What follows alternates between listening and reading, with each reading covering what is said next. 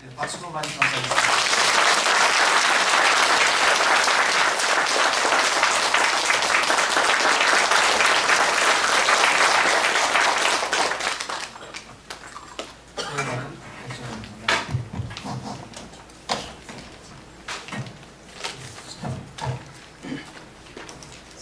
강좌 반을 만드는 지금부터 가을이 꽤 됐습니다.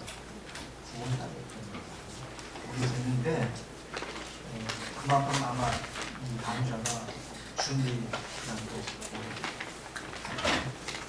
책임이 운영이 되는 것 같아서 저도 보기 더 좋았습니다. 그래서 사실 전체 이 강좌 주제가 치유의 문화 김석수 선생님께서 이제 카르트의 주제로 해줄 수 있겠는가 해서 사실 그 치유의 인문학이라고 하는 그 주제에서 카르트를 이야기한다는 것이 처음에 좀 뜬금없다 그런 생각을 했어요. 그런데 이제 또 어떻게 이거를 어떤 시각에서 이야기를 하면 이야기가 될 것도 같다 그런 생각이 났었습니다.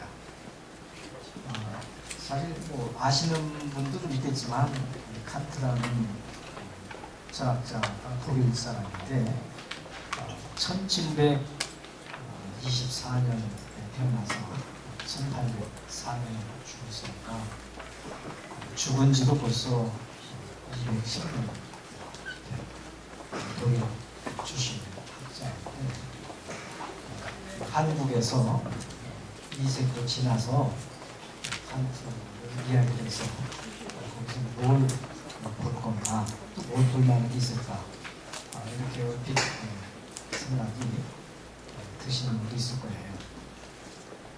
그런데 처음으로 이제 이 칸트라는 철학자를 한국 사람이 책에 쓴 걸로 보면 아마도 1905년쯤에 글이 나온 것 같은데 대략 한 110년쯤 됩니다. 강시 철학설 대략, 칸트 철학 개론 이런 책을 썼는데 아다시피 이제 지금 우리가 지금은 다 한글로 어떤 글을 쓰는데 그거는 해방 이후에 일반화된 것이고 그전에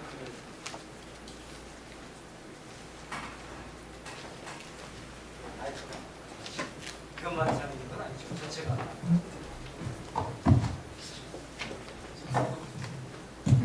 그게 이제 1919년에 아시다시피 이제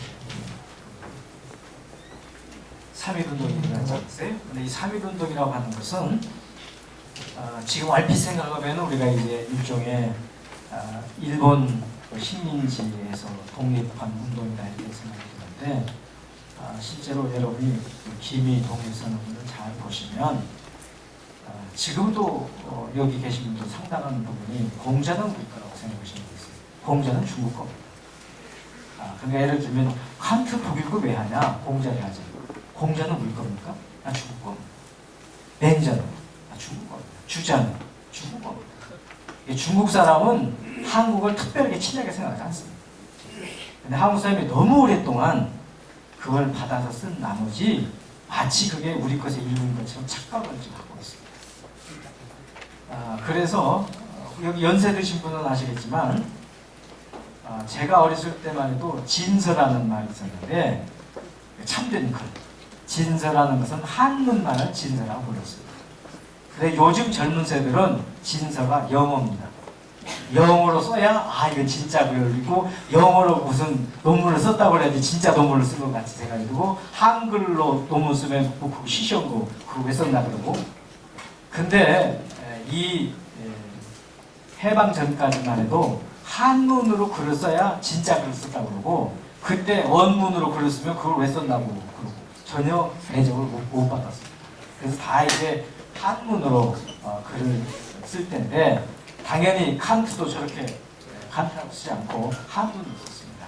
두 가지 쓰는데 하나는 강덕이고 강덕, 하나는 한도입니다. 한도. 한도가 중국 발음으로는 칸토 이렇게 되는 거예요. 강덕도 강덕 이렇게 됩니다. 지금도 중국 사람들은 강덕이라고 씁니다.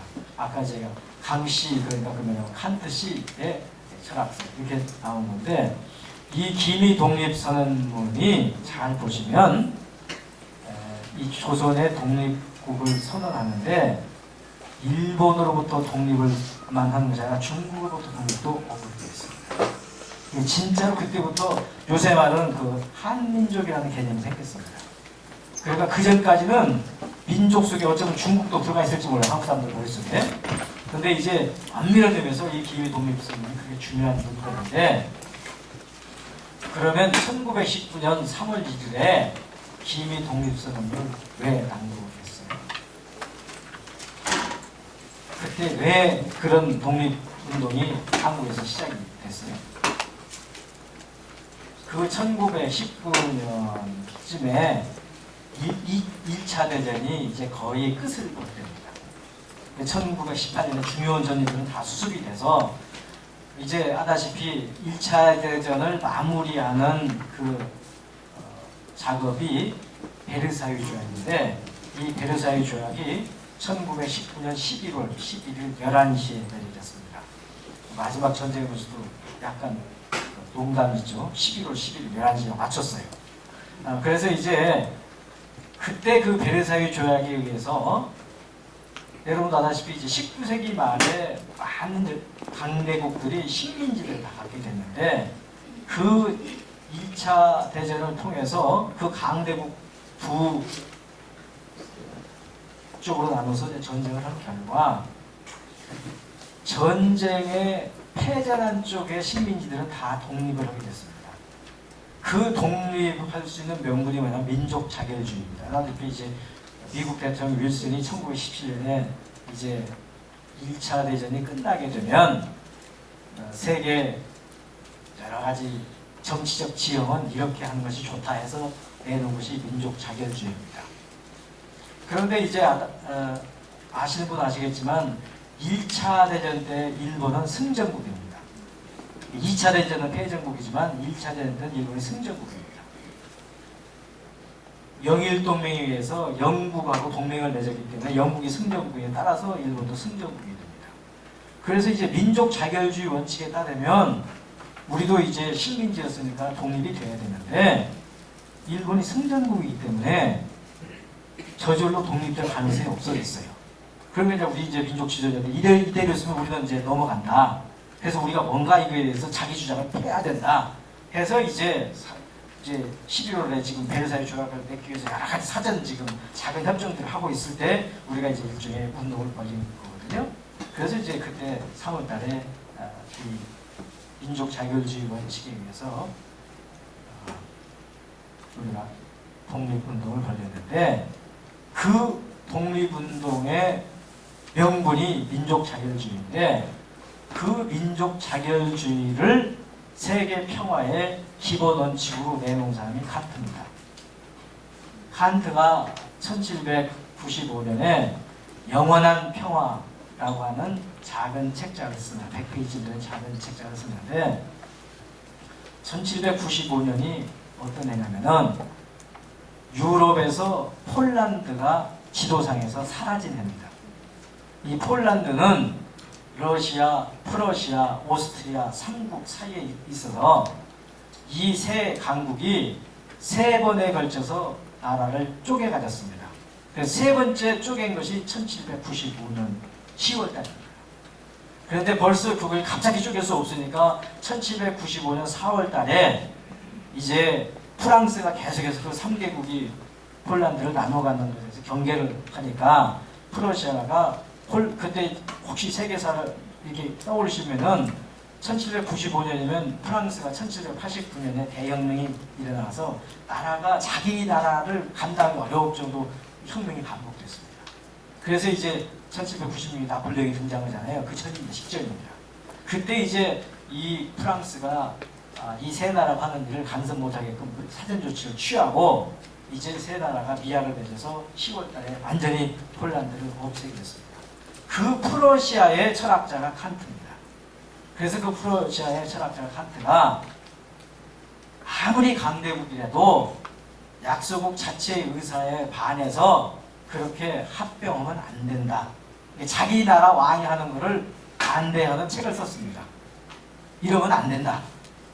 그것이 민족 자격주의입니다. 그러면 이제 폴란드는 폴란드로 민족이 단위가 있으니까 스스로 운명을 정해야지 우리가 가서 잘해줄게 이렇게 하면서 그걸 쪼개서 가지면 안 된다 하는 것을 쭉 이론적으로 설명한 책이 영원한 평화라는 책입니다. 바로 거기서 이제 이 세계 평화를 위해서는 국제연맹을 만들어야 된다고 칸트가 주장을 했는데 그 당시에는 무슨 백면소생이 세계 정치도 모르면서 쓸데없는 헛소리를 하려고 관심들을 갖지 않았습니다. 그런데 이제 1차 대전 때 그렇게 많은 사람이 죽고 나니까 야 옛날 칸트가 하던 말을 다시 우리가 기울여서 그 정신을 승계해야 되겠다. 그래서 알다시피 이제 1차 대전 끝나면서 국제연맹을 만들었습니다. 그렇죠? 그래서 이제 사실은 우리 그 당시 입장으로 보면 이제 우리가 그 부르는 환경이 있었기 때문에 칸트라는 철학자가 조선 사람들한테 굉장히 친근하게 다가왔습니다. 그래서 서양 철학자 중에서 칸트가 제일 먼저 한국에 상륙했습니다. 칸트가 제일 먼저. 그래서 이제 아까 강시 철학서 대략이라는 책이 조선인이 쓴 서양 철학자에 대한 최초의 책입니다. 그리고 그때부터 이제 또 많은 사람들이 칸트에 관심을 가져서 우리 김석수 선생님도 칸트 박사고 국내에서만 칸트 박사가 88명이 나왔고요. 해외 박사가 49명 그래가지고 지금 단일 종목으로는 최고로 많습니다. 주자보다도 많고 공자 박사보다 더 많습니다. 칸트 박사가. 그래서 이제 그런 인연으로 제가 오늘 여기 이 자리에 섰습니다. 충분히 칸트가 우리 역사하고도 그런 관련이 있었구나. 아마 그런 오늘 이 강의의 동기부여는 이 정도로 충분히 되지 않을까 하는 생각이 들고 이제 그 이정직이라는 분이 그를 어떻게 언급했냐면은 이 동양의 성리학자가 독일에 가서 태어난 것 같다 이렇게 표현했어요. 그러니까 아마도 이제 당시 유학자들은 칸트의 사상을 보면서 지금 거의 다 알고 있는 게 성리학밖에 없으니까 한국 사람들이 이게 성리학과 상당히 밀접하다. 지금도 예를 들면 이제 우리 뭔가를 좀 지금 현재 이게 조금 제가 보기에 문제가 좀 있는 건데 우리 스스로 우리를 평가하지 않고 미국이 가서 알아줬다고 하면 그때 쓰는 거예요. 그러니까 똑같은 사람인데 그 사람인데 미국 가서 상을 받고 오면 갑자기 유명해져요. 그러니까 제가 정명훈 씨가 그 18세 때 모스크바 경연 가기 전에 3개월 전에 서울에서 공연을 했거든요. 그래서 갔어요. 근데 사람이 썰렁했어요. 그런데 이제 거기 가서 그 콩쿠르 차이코 콩쿠르 2등 하고 왔어요. 그 다음에 다시 그 이제 같은 데서 미어 터져요. 근데 왜냐면 그 3개월 사이 실력이 부쩍 는게 아니에요. 그 음악이에요. 그 음악이에요. 근데 왜냐면 우리 스스로 들을 귀가 없으니까 그냥 음악이라는 게 자기 귀로 듣고서 좋으면 좋은 건데 자기 귀를 믿지 않고 남의 귀를 믿어가지고 그거에 의해서 음악이 죽었다 나빴다 그래요. 지금 현재 그것이 예를 들면 이제 그게 이제 내가 보기에 우리 자신감의 결여. 그래서 사실은 뭐 아까 영어로 써야지 좋은 놈 내가 뭘 허접되기 그걸 영어로 썼다고 지금 우리 학교도 뭐냐면 영어로 쓴 논문만 인용을 하거든요. 근데 예를 들면은 제 제자가 미국 가서 논문 쓴 건데 그걸 인용하고 제 걸 인용 안 해요. 내가 다 일러주는 거예요. 왜냐면 저는 한국말로 썼다고. 그러니 이게 지금 어떻게 보면 약간 현재 지금 우리 문화 의식에 극복해야 될 그런 점이라고 볼 수 있어요. 어쨌거나 이제 그 성리학자들은 자기하고 이렇게 유사해야 돼요. 예를 들면 이제 그 다음에 나온 책이 한용운 선생이 조선 불교 유신론이라는 책을 썼습니다. 한용운 선생님 그 3.1운동 중요하신 분 아닙니까? 그게 1910년에 이제 그 한일 합방 되던 해 아닙니까? 그때 이제 조선 불교 유신론을 썼는데 그거에도 칸트가 언급이 됩니다. 그런데 이제 이 양반은 불교학자니까 어떻게 되냐면은 성리학하고 칸트의 마음이 일어나고 불교도 마음만 얘기하잖아요. 마음의 셋을 비교하면서 성리학을 비판하는데 성리학이 이런 점은 칸트가 훨씬 낫다 그래요. 칸트의 마음의 이론을 갖다 놓고서 이런 성리학 이런 얘기인데 칸트의 마음의 이론이 훨씬 못하다. 그리고서 그 다음에는 이제 칸트를 놓고서 불교가 훨씬 못하다 그래요. 그러니까 이제 불교가 최고고 칸트가 두 번째고 이제 성리학이 세 번째인데 불교가 탁월하다는 걸 뭘로 증명하냐면 칸트보다 나으면 탁월한 거예요. 왜냐면 지금 칸트가 지금 진리의 척도인데 그보다 나으니까 최고다 이렇게 지금 그 글을 혹시 이제 지금이라도 가서 내일이라도 그 불교 유신 조선 불교 유신을 보시면 그런 대목이 나올 겁니다. 그런 상황에서 이제 칸트가 아마 사람들한테 관심을 좀 끌었지 않았나 이런 생각이 듭니다. 어쨌든 이제 아마 초기의 사람들이 성리학하고 상당히 유사하다고 생각을 했는데 성리학이 그러면 마음이로서 우리한테 던지는 메시지가 뭔가?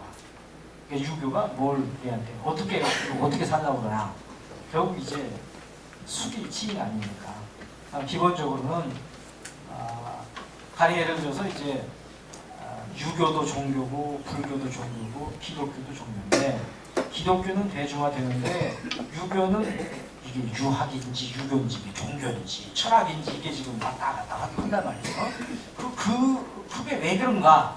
종교라는 게 되지. 기독교가 기독교 왜 들어왔는데 크게 퍼졌잖아요. 왜 퍼지나? 기본적으로 종교는 사람들이 그 종교에 의탁하는 이유가 뭐냐면 종교라는 게 구원을 그 안에 포함하고 있게 됐습니다. 내가 종교에 들어가면 내가 구원을 받는다. 그런 것이 들어있어요. 근데 기독교는 타협 구원입니다. 그러니까 내가 아무리 모자라고 내가 힘드는 짓을 해도 하느님이 내가 회개만 하면 내 잘못을 다 씻어주고 사랑으로 부모 마음으로 사랑으로 나를 다 살펴서 안고 간다. 그러니까 사실은 내가 특별히 노력할 게 별로 없어요. 기독교는. 왜냐하면 결국 하느님이 사랑으로 나를 안아줄 거니까. 그러니까 솔깃하고죠. 근데 유교는 뭐라고 하냐면 너 스스로 너를 수양을 하거든요. 내가 이 고통을 벗어날 수 있는 길은 뭐냐면은 내가 수양하는 수밖에 수신밖에 없어요. 누가 대신해 줄 수가 없어요. 아무리 공자가 나와도 나한테 수신하는 법문 가르치지 구원은 안 해줘요. 그러니까 내가 수신을 하면 구원을 받는 거고 내가 수신을 못하면 구원이 안 되는 거예요. 그러니까 결국은 유교 가르침은 근사하지만 스스로 수양을 해서 구원을 단계에 이룰 수 있는 건 공자맹자밖에 없습니다. 나머지는 성인, 결국 이제 구원을 받으면 성인이 되니까 천국에 들어가는 거니까 성인이 돼야 되는 건데 성인이라고 하는 건 공자맹자밖에 없어요. 그러니까 결국은 이것이 그냥 학문적 이론으로는 괜찮은데 종교로 받아들이기는 받아들이나 마나 별로 효력이 없어요. 그래서 대중화가 안 된 거라고 볼 수 있습니다. 지금 이제 칸트를 성리학을 번듯하다는 얘기는 제 오늘 말씀은 이겁니다. 다시 하면 제가 치유에 입문하게 칸트를 와서 뭐 할 게 있을까 좀 약간 스스로 회의가 들었다는 얘기는 이거는 자기 치유이기 때문에 보통 치유를 받으려면 저 사람의 어떤 법력에 의해서 아니 무슨 도움에 의해서 내가 치유를 받아야 되는데 제가 도와드릴 건 하나도 없고 제가 스스로 치유하는 결국 칸트는 이런 걸 제안을 했다 하는 것만 이제 말씀을 드리기 때문에 자기 교화입니다. 자기 스스로 자기가 사람이 되어가기 전에는 아무도 제3자는 사람을 만들어줄 수가 없습니다. 결국 이제 사람이라는 것이 사람답게 살면 가장 치유가 되는 거거든요. 사람이 고통을 내가 이게 사람이냐 개처럼 산다 그럴 때 이제 고통이 오는 것이고 나는 사람답게 산다 이렇게 되면 다 치유가 되는 건데 결국은 이제 칸트가 제시하는 것은 이렇게 하면 사람답게 사는 것이다. 결국 그렇게 살아라. 이걸 말하는데 그게 결국 덕성 함양입니다. 스스로 도덕적 인간이 되어야 비로소 사람이 된다. 그러니까 이제 그 도덕적 인간이 되는 길은 어떤 거냐? 이런 거다. 그래서 제가 여기서 지금 자기 교화의 길이다. 이렇게 말씀을 드렸습니다. 결국 우리가 덕 있는 사람이 되라는 건데 덕이라는 게 뭐죠? 자, 그 사람 덕이 있다 이렇게 말하는데 이 덕은 서양 말이나 한자 말이나 완전히 뜻이 똑같습니다. 혹시 여러분이 이제 모편을 찾아서 이 덕이라는 게 무슨 뜻일까 찾아보면 도움이 안 되죠, 그죠? 덕이 뭔가 알고 싶어서 모편을 실컷 찾았더니 변까지 어떻게 겨우겨우 찾았더니 덕덕이야. 이렇게 허무할 수가 없죠, 그죠? 너무 허무해서 이제 한참 내려가면 큰 덕. 덕이 왜 크다? 덕이라는 게 크다는 뜻이에요. 크다. 자, 크다. 뭐가 커? 키가 커. 뭐가 커요? 이 덕에 해당되는 영어가 버추어입니다. 버추. 아시죠? 버추. 그런데 혹시 여러분이 왜 너는 맨날 한자말만 하느냐? 제가 교육을 좀 받아드리겠습니다. 왜냐하면 우리 어휘 중에 58%가 한자말입니다. 그럼 영어는 어떠냐? 영어도 절반 이상은 라틴어나 그리스말입니다. 앵글로색슨어가 아닙니다. 왜냐하면 영어권보다도 훨씬 로마 그리스 문화가 먼저 시작이 됐기 때문에 그 말이 영어로 다 흘러들어갔어요. 우리도 마찬가지입니다. 왜냐하면 중국이 먼저 문화 시작, 그것이 이쪽으로 흘러들어가고 여기 이렇게 많이 섞여 있는 거예요. 그러니까 그것이 하나도 문제될 게 없습니다. 지금 그리스가 서양 문화의 원조입니다. 제가 아테네 갔더니 거기 이제 아크로폴리스에 파르테논 신전이 있거든요. 혹시 런던 가보신 분은 그 파르테논 신전 중에 원판은 다 지금 대형 박물관에 벽에 다 붙어 있습니다. 서쪽 벽이 쭉. 그리고 지금 정작 아테네에 있는 것은 요새사람이 새로 만드는 모조품입니다. 그게 이제 아마 지금 유네스코 유산 1월 거예요. 세계적으로. 갔더니 일을 천천히 해요. 이렇게 좋은 거 빨리 주면 유네스코 돈을 안 내줘서 주는 만큼은 돼요. 그럼 네 나라 걸 왜 했냐? 이게 세계 거지 왜 우리 거냐? 이게 세계 문화유산인데 왜 우리 돈 들여서 해야 되는 거야? 세계인들이 다 돈 내서 해야 되는 거예요. 그래서 돈 주면 안 된다는 거예요. 이렇게 그러고 있어요. 그게 지금 서양 문화의 원조입니다. 그러니까 지금 그리스가 못 산다고 해서 아무도 그거 시비하지 않고 또 원조는 뭐합니까? 제일 가난한데 유럽 중에서. 그래서 먼저 시작했다는 게 중요한 것이 아니라 그걸 활용해서 지금 우리가 어떤 그 인간적 지위로 늘 사냐는 게 더 중요합니다. 그러니까 예를 들면 내가 칸트를 배웠던 것이 문제가 아니라 칸트가 주장했던 그 인간적 모습을 실현을 못하는 것이 문제지 칸트를 배운 게 문제가 아닙니다. 공자를 배운 게 무슨 문제가 있습니까? 공자가 생각했던 그 근사한 생각을 우리가 실현을 못하는 것이 문제지 그 사람이 중국 사람이 어떻고 아프리카 사람이 어떻고 독일 사람이 어떻습니까?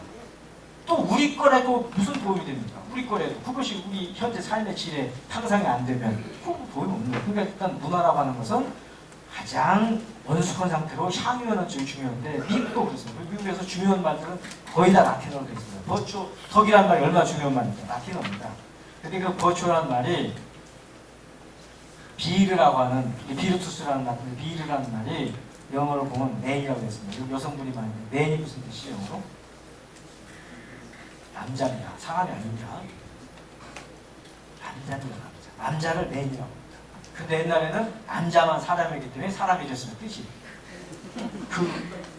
그게 지금 여러분이 화장실에 맨이라고 쓰는데 들어가시면 곤란하실 겁니다. 나도 사람인데 들어가면 안 되죠. 왜냐면 남자를 지칭합니다.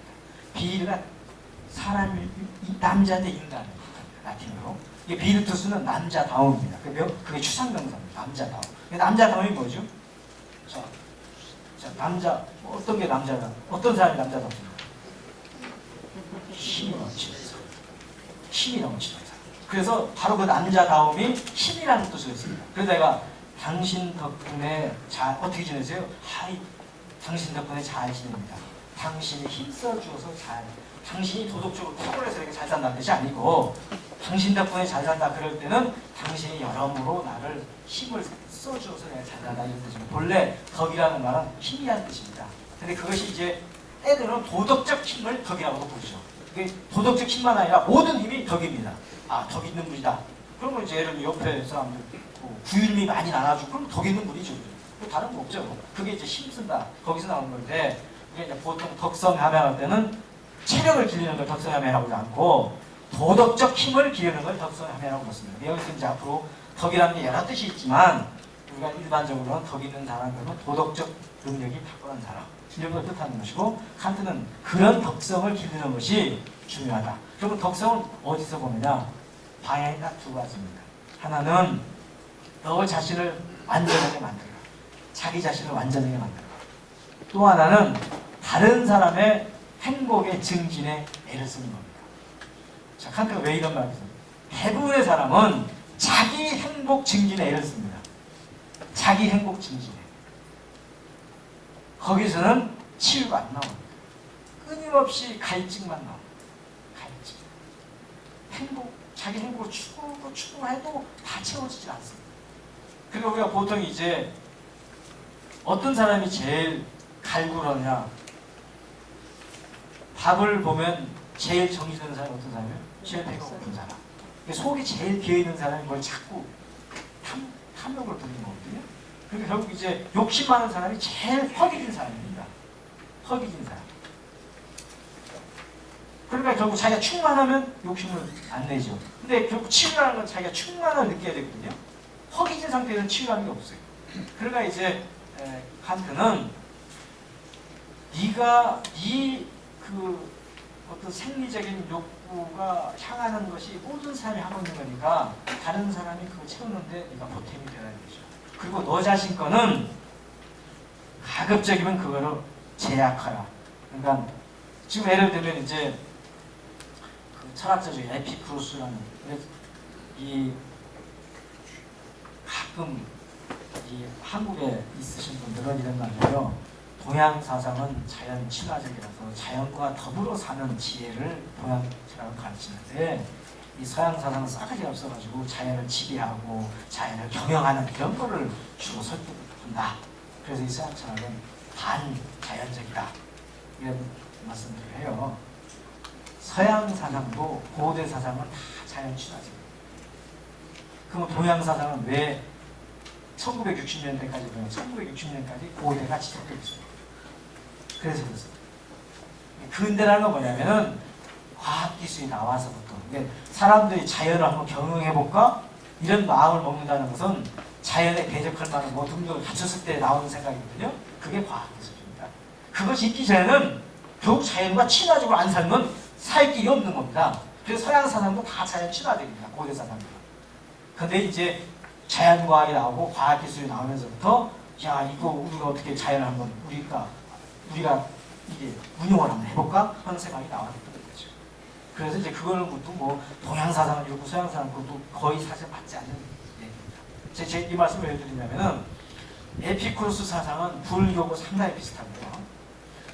로마 때 스토아 사상은 유교하고 상당히 비슷합니다. 유교하고. 근데 그 에피쿠로스는 불교 해탈은 뭐겠죠? 어떤 무욕 상태의 경우 해탈이 되는 거 아닙니까? 에피쿠로스도 그걸 가르쳤습니다. 가령 예를 들어서 행복은 어떻게 취해지느냐면은 욕구분의 성취. 그러니까 내가 욕구가 10이었는데 성취가 10이면은 괜찮아요. 살만해요. 근데 욕구가 10이었는데 성취가 100이 나오면은 하늘을 날듯이 행복해요. 근데 욕구가 10이면 성취가 하나밖에 없으면 죽고 싶어요. 그러니까 욕구분의 성취. 그것이 이제 보통 사람들의 행복의 지수인데, 그렇기 때문에 사람들은 끊임없이 성취를 늘려가려고 해요. 그런데 에피쿠로스가 사람들한테 가르쳤던 건 뭐냐면 욕구를 줄여서 마침내 욕구를 0으로 만들어요. 그러면 성취가 1밖에 안 돼도 무한대로 행복해요. 그게 열반에 이른 거예요. 그걸 무감정이라고 했어요. 무감정. 감정 있고 흔들이 없어요. 그래서 실제로 에피쿠로스는 200명 정도의 사람과 더불어서 한 정원에 살았는데 아주 최소한의 식량만 하면서 최소한 것을 그렇게 살았어요. 실제로 그 보여준 사람들한테. 그러면서도 모두가 행복했대요. 그러니까 이제 예를 들면 그런 방법이 있었는데, 그게 이제 결국 모든 행복이라고 하는 것은 끊임없는 이 감성적인 욕구에 대응하는 거거든요. 행복이라는 걸 잘 보십시오. 어떤 때 행복을 느끼냐면 결국은 감성적인 욕구. 내가 되면 집을 큰 집을 샀을 때, 옷을 옆집 사람보다 더 이쁜 걸 입었을 때, 그렇죠? 남들보다 지위가 올라갔을 때, 다 행복 그런 거 아닙니까? 전부인데 그것들은 뭐냐면 전부가 다 감성적인 욕구가 증대되는 걸 뜻해요. 이게 그래서 이제 그거는 누구나 사람이 동물이기 때문에 다 가지고 있어서 그걸 남들이 그렇게 되는데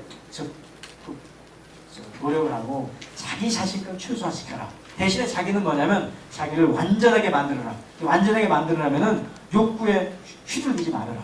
내가 결국 욕구에 휘둘리면 내가 불안전하니까 욕구에 휘둘리지 말아라. 이런 두 원칙을 가지고서 그것이 이루어지면 이제 자기 교화가 이루어진다. 이렇게 이야기를 했습니다. 그러니까 결국 이제 사람은 누구나 다른 사람을 행복하게 만들어야 되고 자기를 완전하게 만들어야 되는데 그것이 이제 사람이 가지고 있는 기본적인 자기에 대한 책임이에요. 책임감. 자, 이것도 이제 조금 말씀을 드리면 우리가 가지고 있는 전통적인 도덕의 핵심은 보은입니다. 보은. 은혜를 갚는 거. 근데 이제 서양 사상 중에 서양 사상은 기본적으로 의무의율인데 기독교도 의무의율이고요. 아까 말한 스토아 사상도 의무의율이고 칸트의 윤리도 의무의율입니다. 서양 사람들은 의무를 하는 걸 중요시해요. 의무를 했느냐 안 했느냐. 그런데 이제 이 한국 사람들의 이 정, 이제 우리가 정을 주고 받는다고 하잖아요. 이 정의 사회는 은혜를 갚는 거예요. 한국 사람 중에 제일 상종하기 어려운 인간이 은혜를 모르는 놈입니다. 은혜를 모르는 놈은 다시 한국 사람들은 그 상종하지 않습니다. 은혜 갚는 걸 그렇게 중요시 여기서 심지어 어머님의 은혜는 하늘보다 높고 바다도 넓다고 노래하는 한국 사람밖에 없습니다. 당연히 엄마가 자식 기르는 건 당연히죠. 의무지. 특별히 은혜 있게 뭐 있어요? 당연히 그건 당연한 거죠. 근데 그걸 가지고 그렇게 노래 부르고 근데 실제로 또 요새 최근에 조사에 하면 얼마나 황당한 얘기냐면요. OECD 국가 중에서 한국이 그동안에 효를 1등의 미도로 생각했잖아요. 효자를 최고 쳤단 말이에요. 그런데 OECD 32개 세 나라 중에서 부모의 재산 정도의 출가한 자식이 부모를 방문하는 횟수가 비례하는 최고 나라입니다. 현재 한국이. 그러니까 부모가 부자면 자식이 뻔질나게 다니고 더 이상 부모한테 얻을 거 없으면 1년에 코빼기 한 번도 안 내는 그게 무슨 효도 국가입니다. 진짜 효도 국가라면은 부모가 아무것도 없으면 더 찾아가야 되고 내가 안 돌봐도 되면 좀 덜 가도 괜찮죠. 대신 거꾸로. 근데 그게 왜냐면은 자 은혜라는 게 그런 겁니다. 은혜라는 거는 베풀어야지 받을 수 있는 겁니다. 그러니까 부모도 베풀지 않으면 아무것도 아닙니다. 부모를 왜 그렇게 했냐면 진자리 많이 갈라주고 어떻게 해서 전부 그 은혜로 푸네. 은혜로. 그러니까 부모 자식 간은 의무지. 부모는 자식을 돌볼 의무가 있는 거고 자식은 부모를 돌볼 의무가 있는 것이지 은혜를 주고받아서 되는 게 아닌데 우리는 그걸 은혜로 푼단 말이에요. 그러니까 부모 중에서도 아들한테 별로 은혜 못 푼 부모는 부모도 아니에요.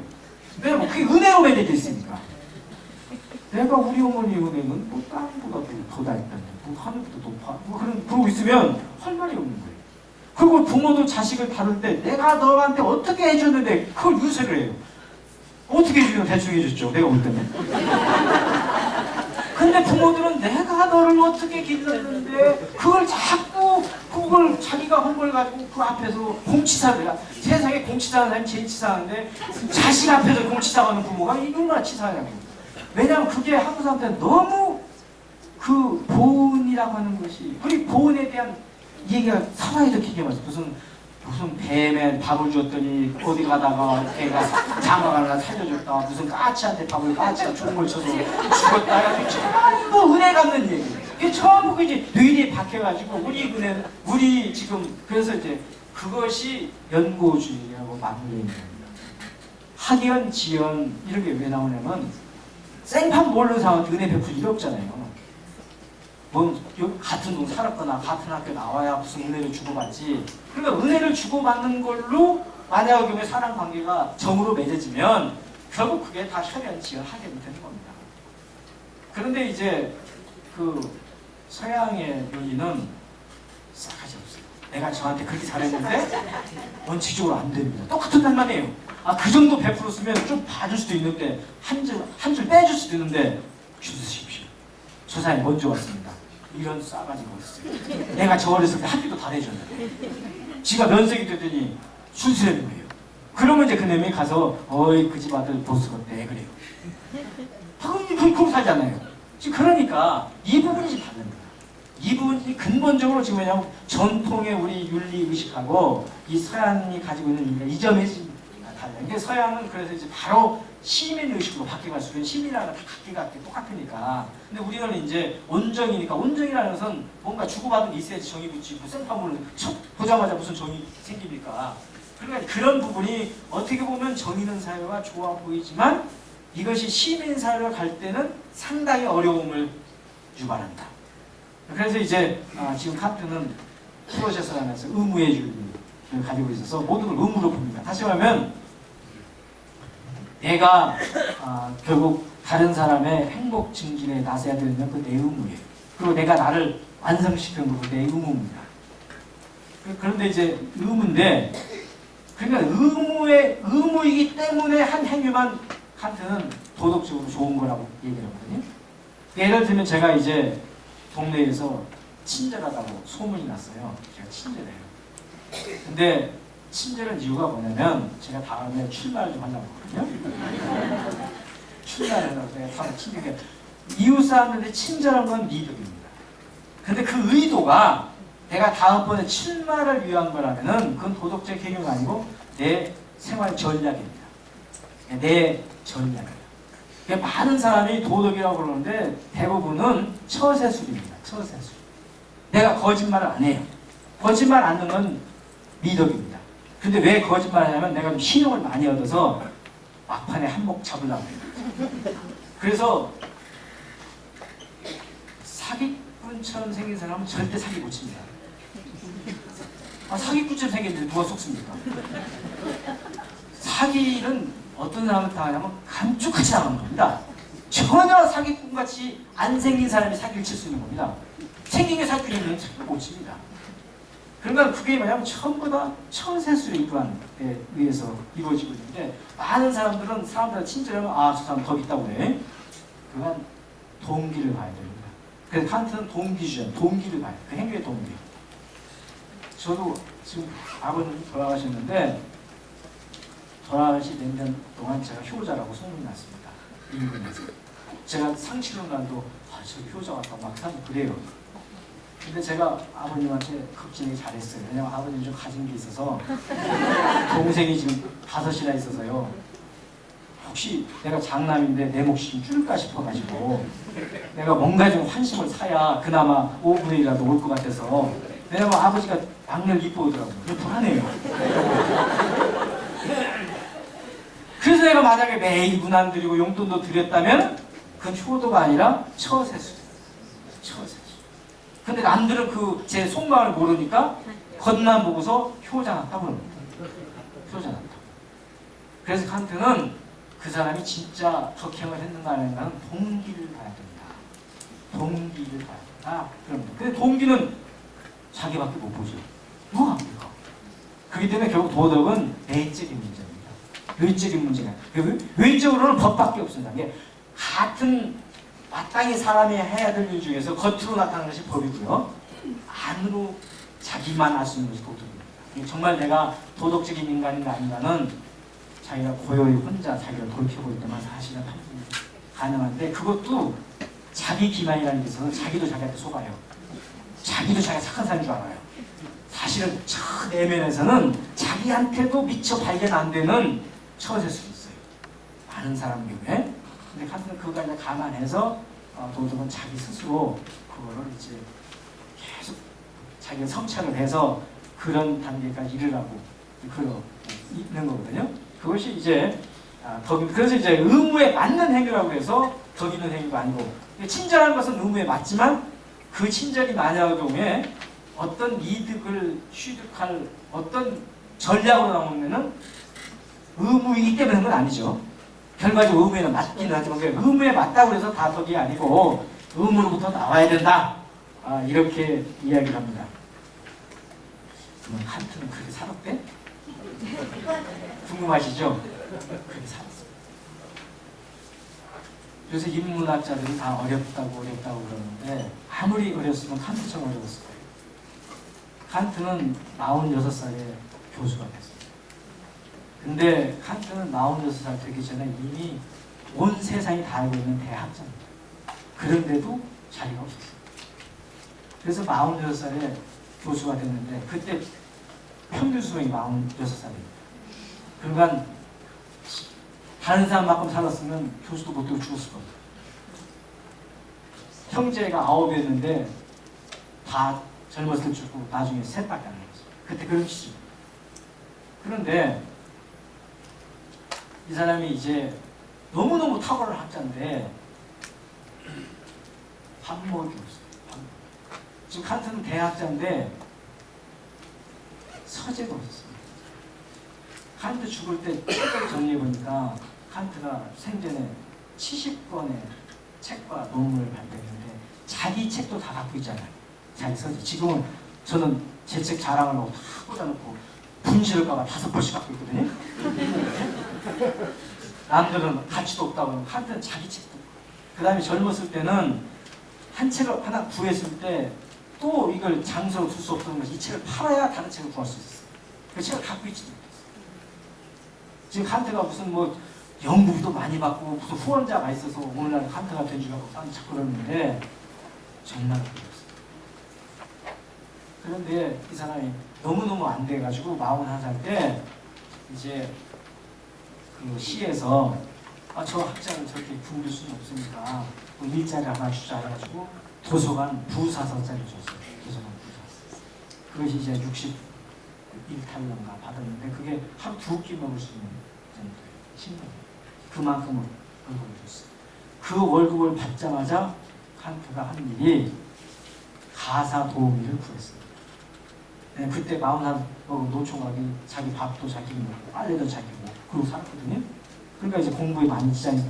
당연히 칸트는 도덕적인 사람이라서 부인을 같이 먹을 신경 없어서 결혼 안 했죠. 평생 결혼 안 했습니다. 이제 46살 때 월급을 받아서 결혼을 할 수가 있었는데 경제적으로는 이제 언제 죽을지 모르는 남자가 결혼을 그것도 비도덕적이죠. 그래서 안 했어요. 그래서 끝까지 결혼하고 살았습니다. 근데 그 41살에 처음으로 월급을 받아가지고 가사 도우미를 구해가지고 그 사람한테 40년을 의지해 살았습니다.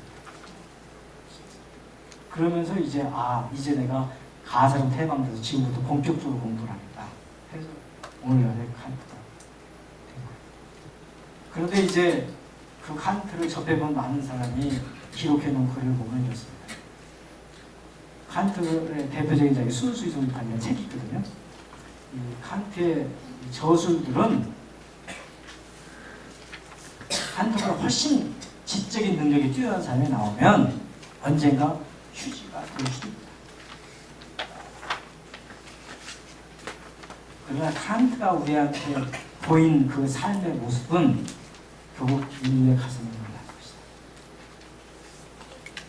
근데 칸트의 이제 그 칸트를 기리는 사람들이 칸트 기념 동판을 만들었는데 거기에 칸트의 책에 실천이 생긴다는 책이 있는데 거기 결론장에 이런 구절이 있습니다. 하늘에는 별이 빛나. 내 마음에는 도덕 법칙이 있다. 하늘이라는 칸트는 자연 법칙. 법칙이 칸트는 2개인데 자연 법칙의 지배를 받는 세계가 있고 도덕 법칙의 지배를 받는 세계가 있는데 항상 내 마음에는 도덕 법칙이 있다. 그래서 지금 제가 여기 말씀을 드리는 것은 지금부터 칸트가 도덕 강령을 얘기하거든요.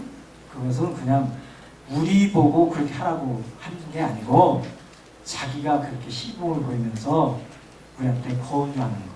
이렇게 해보니 좋더라. 너도 한번 그렇게 해볼래. 권유하는 것이지 그냥 입에 바른 소리 우리한테 하는 말이 아니라. 그 많은 사람들이 질문을 하고 있습니다. 이제 대학자가 죽을 때가 다 돼서 그 대학병원의 의사가 자기 집에 왕지를 왔는데 죽기 열흘 전까지도 의사가 오면 반드시 일어나서 맞아야 돼. 자기를 고치고 누워서 맞을 수가 없다면 부축을 해가지고 앉아서 잡고 또 자기 몸도 못 가누면서 예의 지켜야 된다. 그렇게 이제 철저하게 정말로 그 A 범죄에 맞게 이렇게 본인이 행실을 보였던 사람의 말이라서 그냥 입에 바른 말이 아니기 때문에 조금 더 실감 있게 들을 수 있지 않을까 이렇게 생각을 합니다. 그래서 이제 인간이 이제 자기가 도덕적인 인간이니까 그걸 하기 위해서 기본적인 행동을 해야 되는데 그때 그것이 이제 면 제가 이제 인간 존엄성의 원리다 제가 이름을 붙였는데 칸트의 도덕의 일반적인 대원칙은 너나 다른 사람을 언제나 수단으로 대하지 말고 목적으로 대하라. 너 자신이나 다른 사람을 결코 수단으로 대하지 말고 목적으로 대하라. 이것이 이제 모든 도덕에 깔려있는 대원칙이다. 그걸 제가 인간 존엄성의 원칙이라고 말하는 이유는 뭐냐면 수단이라는 게 뭐냐면은 무엇을 위해서 가치 있는 것을 수단이라고 합니다. 목적이라고 하는 것은 그 자체로 가치 있는 걸 목적이라고 합니다. 그런데 칸트는 인간은 목적이라고 합니다. 인간은 결코 어떤 상황에서도 수단이 될 수 없다. 이렇게 얘기하는 겁니다. 근데 사실은 아까 제가 이정직 선생이 처음에 성리학 비슷하다고 했다고 했는데 이 대목은 살짝 공자 말씀하고도 비슷합니다. 이 공자 논어에 이런 규정이 있습니다. 고지학자는 위기인데 금지학자는 위인이다. 옛날에 공부하는 사람들은 자기를 위해서 공부를 했는데 요새 공부하는 것들은 요새 것들이죠. 노인들 입에 많은 말이 요새 사람도 아니고 요새 것들이죠. 요새 것들은 남을 위해서 공부를 합니다. 남을 위해서 공부하면 좋아 보이죠, 그죠? 그러니까 그래서 이거 옛날부터 위기지학, 위인지학이라는 말 쓰죠. 그러니까 옛날 사람들은 자기 완성을 위해서 공부를 했는데 요새 공부한답시고 다니는 애들은 남한테 쓸모있게 되기 위해서 공부합니다. 그러니까 잘 보이게. 스펙 쌓는 게 뭐냐면 나 연봉 5만 불짜리니까 나 사줘. 그런 목적으로 공부를 하는 거예요. 자기를 수단으로 삼는 거예요. 자기 자신을 자기가 수단으로 삼아요. 나를 도구로 나 얼마짜리가 나 좀 써줘. 이런 목적으로 공부를 한다는 거예요. 공자 때도 그랬던 모양이죠. 근데 이 공자가 지금 와서 보면 가관이다 그럴 거예요. 가관이다. 지금 칸트가 경계하는 것도 그런 겁니다. 결국은 많은 사람들이 남이 나를 수단으로 쓰기 전에 내가 나를 수단으로 하고 있습니다. 남 탓도 할 것도 없습니다. 사실은. 자기 스스로가 자기를 목적으로 대하지 않습니다. 심지어 자기 자식이 있는데 어떤 날 걔 아버지가 뭐해? 걔 어디 살아? 그러냐고 사귀지 마. 부모가. 또 걔 어디 살아? 아버지가 뭐야? 걔 자꾸 내봐라. 그래. 왜냐면 자기 아들한테 좋은 거 가르치는 거예요. 걔는 쓸모가 없으니까 사귀지 말라. 걔는 언젠가 네 앞길에 도움이 될 것 같으니까 사귀어라. 그 친구는 뭐냐면은 도구로 사귀는, 사람으로 사귀는 게 아니라 자기 앞길에 장애가 될 건가 도구가 그걸로 사귀라는 거예요. 지금 애를 그렇게 가르쳐요. 그렇다면 끊임없이 사람들은 자기 자신을 수단화하고 남도 수단화하고 그러고 살고 있거든요. 거기에 인간의 존엄성은 없어요. 인간의 인간은 존엄을 하는 이유는 인간만 존엄합니다. 개가 들으면 놀고 있네 그럴 줄 몰라요. 나는 왜 존엄하지 않냐? 개는 존엄하지 않습니다. 왜 제가 그 단언적으로 얘기했냐면 존엄하다는 말은 첫째 배치가 되지 않아요. 그러니까 예를 들면 제 시기가 있는데 좀 오래됐으면 제 처가 저한테 예물로 준 시기인데 제가 78년에 결혼했으니까 꽤 오래인데 제 처가가 엄청 가난해서 본인이 아르바이트를 해준 시기. 제가 이걸 늘 차고 다닙니다. 근데 이거는 예를 들면 이 시계는 제가 대체가 안 되니까 존엄합니다. 존엄해요. 근데 보통 시계는 내가 5만 원짜리 차고 다니는데 또 부시고서 50만 원짜리 사서 아니 잘 부셨다. 내일 또 부셔 그럴 수 있어요. 대체가 돼. 그게 물건입니다. 물건은 대체가 돼. 물건은 값이 있기 때문에 내가 5만 원짜리 부시고 50만 원짜리 부러지고 내가 더 좋아합니다. 그게 물건이다, 물건.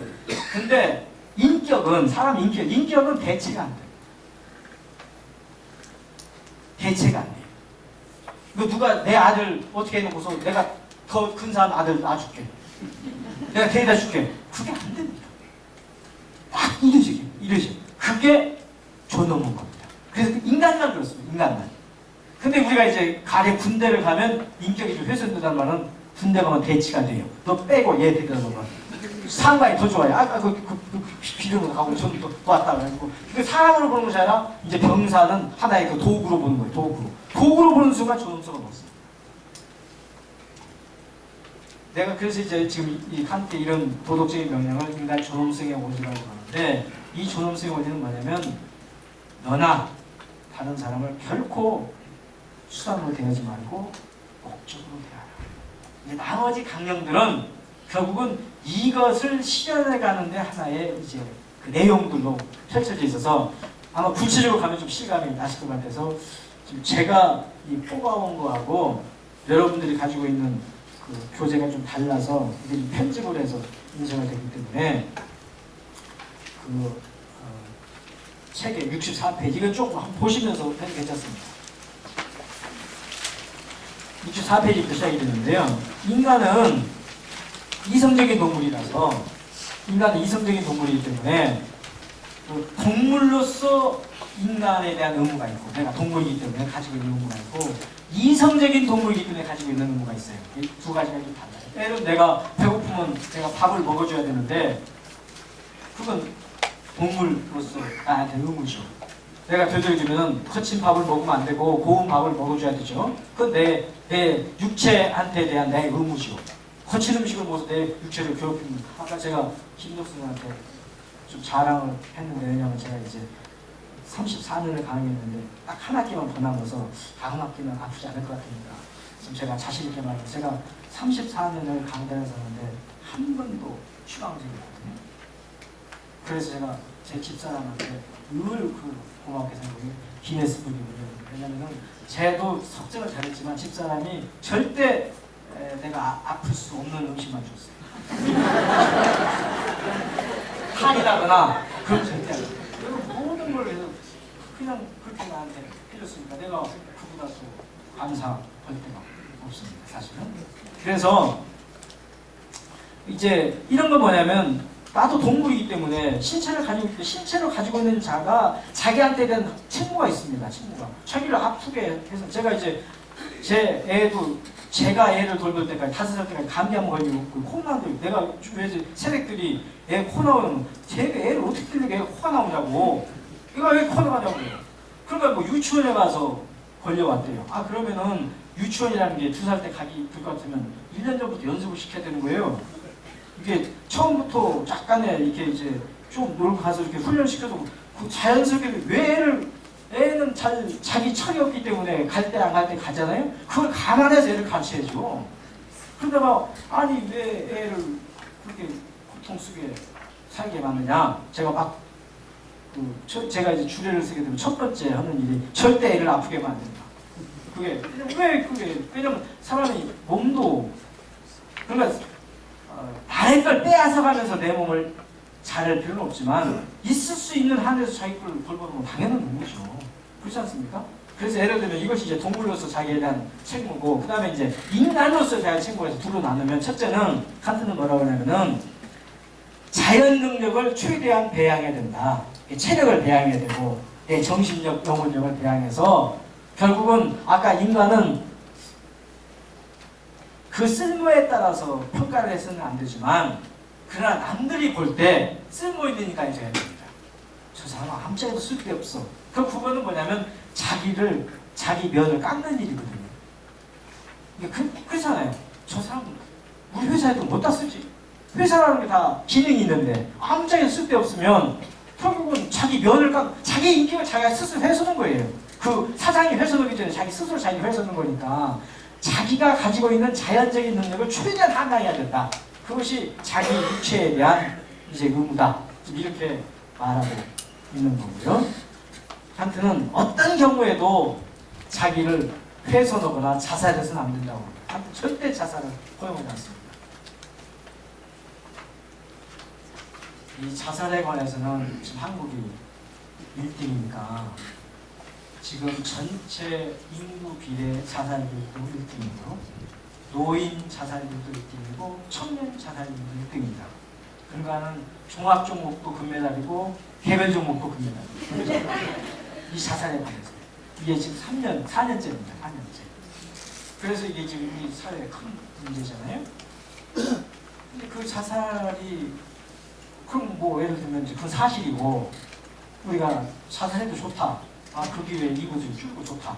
만약 이렇게 생각하지 않는다면 이걸 이제 이것도 일종의 치유를 해야 될 일이지 않습니까? 그럼 이제 몇 가지 원인이 등장하는데 유교나 스토아 이런 데서는 자살과 자결을 구분했습니다. 그러니까 자기를 죽이는 건 똑같은데 자결은 도덕적으로 칭송을 받고 그렇죠? 그래서 우리가 열사, 이준 열사야. 다 자살한 거거든요. 근데 그걸 갖다가 자결이라고 해가지고 그걸 칭송을 해요. 이렇게 칭송. 우리가 그래서 이제 그런 스토아도 그러고 유교도 그런 게 있습니다. 자살과 자결을 구별해서 자결은 칭송입니다. 칸트는 자결이고 자살이고 구분도 없을 뿐만 아니라 절대로 안 됩니다. 어떤 경우든지 어떤지 간에 자기를 훼손하거나 자기의 내 손을 자른다든지 스스로 아니면 자기 목숨을 앗는 일은 안 됩니다. 왜? 왜 안 되냐? 또 많은 경우에 심지어 기독교도 치명을 높이 써서 성인의 반이라고 합니다. 순교자들은 성인이라고 칩니다. 순교도 자살이거든요. 그것도? 근데 치명한 거, 그냥 대를 위해서 소가 죽은 거, 이걸 전부 다 칭송하잖아요. 이런 부분을 칸트는 어떤 경우가 안 된다고. 첫째 하나는 그것도 어떤 경우에도 내 인격은 수단이 될 수 없습니다. 다른 사람의 행복을 위한 수단도 될 수 없을 뿐만 아니라 나를 이 사람들이 고통스러우면 죽는다. 그 말은 무슨 말이냐면 나는 행복에 살아야 된다고 지금 생각하고 있기 때문에 그러죠. 행불행을 생애의 목표로 두면 안 된다는 겁니다. 행불행이 거기에 삶의 의의가 있다고 보는 거 아니에요. 그러니까 행불행의 삶의 의의를 두면 불행하게 살다 죽는 게 낫다는 생각이 나오는 거죠. 그러니까 행불행에 삶의 목적이 있는 것도 아니고 그것이 삶의 의의도 아니다. 하면 이렇게 생각합니다. 그러니까 이제 그런 경우는 안 된다. 그 다음에 자기를 죽이면 더 큰 자기가 의무를 행해야 될 거를 그 의무를 끝내버리는 거예요. 한 번으로. 지금 내가 살아서 더 많은 의무를 져야 되는데 그냥 의무를 어떻게 보면 이제 앞으로 져야 될 짐을 덜기 위한 방법이 될 수도 있어요. 자살이라고 하는 것이. 그래서 한테는 어떤 경우가 안 됩니다. 왜냐하면 끝까지 인간은 존엄하다. 어떤 경우도 안 된다. 어떤 경우도 인간은 수단이 돼서는 안 된다. 이걸 이제 내세워서 그것도 안 된다. 이렇게 이야기하는데 그건 자살은 이제 생명을 앗아가니까 동물로서의 자기에 대한 의무다. 이렇게 볼 수가 있겠습니다. 당으로서 이제 뭐 마취 이런 것도 안 되고 폭은 폭식도 안 되는 거고 술을 너무 많이 먹으면 안 된다는 거죠. 응? 왜냐면 그것도 결국 자기 육체에 대한 의무를 소홀히 하는 거다. 이렇게 해서 그런 도덕이 있고요. 그 다음에 이제 인간, 도덕적 존재로서 인간에 대한 의무가 있는데 첫째가 거짓말해서는 안 된다. 거짓말하고 왜 하는 거죠? 그러니까 도덕 이론 치고서 거짓말해도 좋다라고는 그건 하나도 없습니다. 거짓말하면 안 된다고 다 그럽니다. 문제는 왜 거짓말하면 안 되느냐 이렇게 물었을 때 이제 의견들이 다 달라집니다. 아마 제가 여기서 설문조사라면은 99%는 거의 똑같은 답이 나올 건데 지금 이 세상에서 이 도덕이 어려워지는 이유가 두 가지가 있는데 하나는 공리주의고 하나는 물리주의입니다. 지금 현재 이 도덕과 가장 상극에 있는 이론이 하나는 물리주의, 하나는 공리주의. 물리주의가 쉬우니까 먼저 좀 말씀을 드리면 이제 이 도덕이라고 하는 것은 기본적으로 인간이 정신적인 존재라는 걸 전제로 하는 거거든요. 다시 말해 아까 칸트 말대로 자연 법칙 세계가 따로 있고 도덕 법칙 세계가 따로 있다고 해야지 도덕이 설명하는데 도덕 법칙 세계가 어디 있느냐? 있는 건 자연 세계밖에 없는데 그게 물리학으로 설명할 수 있는 세계만이 존재한다. 이렇게 생각하면 그게 물리주의입니다. 그 세계에서는 도덕은 없습니다. 그러니까 예를 들면 제가 지금 어떤 행동을 해서 착하게 행동했다고 하냐면 타고나기로 착하게 태어난 겁니다. 조건이 내가 어떤 반응을 보일 때 얘는 그러기는 효율에 따라서 행동을 하는 겁니다. 이렇게. 내가 악질이면은 이거는 내가 책임질 수 있는 것이 아니라 그런 악행을 하게끔 내 구조가 정해져 있습니다. 부모를 그렇게 만났다든지 인자, 유전자 그렇게든지 나한테 어떤 습성이 배었다든지 그러니까 뭐냐면 나한테 책임을 물을 게 없습니다. 이게 물리적 세계에서는 그 행위자한테 책임을 물을 수 없습니다. 우박이 떨어지는데 우박이는 나쁜 놈, 감옥에 넣는다 이럴 수 없습니다. 우박은 기상 조건이 없기 때문에 떨어지는 겁니다. 이렇게. 그러면 인간의 행동도 인간도 자연적인 존재자니까 인간의 모든 행동도 신경 계열이 조직이 그렇게 돼 있으면 그렇게밖에 행동을 할 수 없다. 이렇게 설명할 수가 있는 거죠. 아 여기는 되게 성인이니까 제가 농담을 할 때였는데 혹시 옛날 국어 시간에 외우셨을 거예요. 송도 3절이 뭐예요? 송도 3절. 황진이, 서경덕, 박연덕. 어찌 좀 안 맞잖아요? 아니 사람들의 폭포 하나가 몇 개요? 폭포가 몇 개요? 네? 예당초에는 지족선사가 되었어요. 스님이. 근데 황진이가 그게 무슨 우리 급이 달라 해서 살 폭포가 났다 해서 거기 폭포로 바꾼 거예요. 그게 어떻게 된 거냐면은 사람들이 자꾸 송도에 3절이 있는데 지족선사가 있고 소아담이 있고 황진이가 있다고 해요. 황진이가 자기가 들어가는 건 이해가 가는데 저 두 자가 왜 내 급인지 그게 궁금했어요. 내가 왜 자기와 같은 급인지 그게 좀 궁금해가지고 이제 과연 내 급이 되는가 지족선사한테 갔어요. 지족선사가 박연폭포한테 10년 동안 지금 면벽 수양을 해가지고 이미 덕이 그냥 개경에 다 소문이 났다는 거예요. 그래서 이제 그걸 유혹을 위해서 폭포 밑에 그냥 속옷만 입고 수영을 하고 있더니 지구선생님이 벌써 자세가 흐트러졌어요. 자세가 흐트러졌어. 내 옷을 벗으면 얘가 정신이 없어요. 그러니까 저게 무슨 선사냐. 그래서 가요. 이제 그 다음에 이제 소화담은 또 뭐요? 그 사람은 또 뭐냐고 이제 어느 날 장대비가 내리는 날 이제 속옷도 안 입고 겉옷만 입고 비가 쭉 맞고서 서경덕이 이제 글 읽는 방에 부부도에서 모욕을 소녀가 비를 꼼딱 맞아서 좀 비를 좀 피우면 안 되겠냐고. 다 보이고 다 보여요 지금. 그리고 이제 들어왔어요. 그럼 아니 그거 그럼 옷이 쫄딱 맞았으니까 옷 벗고 날렸다 가라 그래요. 그리고 자기 책만 읽는데 다시 또 돌아보지도 않아요. 다시 돌아보지도 않아요. 자기 홀딱 벗고 있는데 돌아도 안 봐요. 그래서 이제 이거는 진짜 내 급이다. 그래가지고 그다음부터 이제 서경덕이 연애하는 거 아닙니까? 그래서 뭐 서리서리 동짓단 서리서리 신호 찍고 그러고서 이제 저쪽은 이제 없애버리고 이제 됐어요. 근데 제가 이제 나이가 60이 넘어서 보니까 서경덕 선생은 부부예요. 부부는 무슨 부부예요? 전립선이 있는 거예요. 전립선이. 맨날 앉아서 책만 읽으니까 이 전립선이 걸려가지고 그게 반응이 안 나온 거예요. 무슨 덕은 무슨 그래서 내가 얘가 아직 황진이가 나이가 덜 차서 상황을 몰라서 그런데요. 저처럼 해석하는 것이 물리주의예요. 물리주의.